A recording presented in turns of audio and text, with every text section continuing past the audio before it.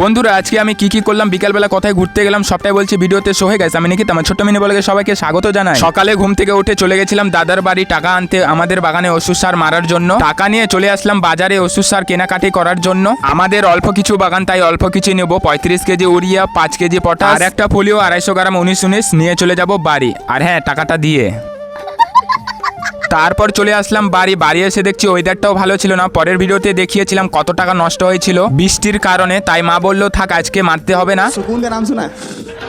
हाय हाय। তারপর আমি চান টান করিয়ে খাওয়া দাওয়া করে বেরিয়ে যাই বিধাননগর ঘুরতে।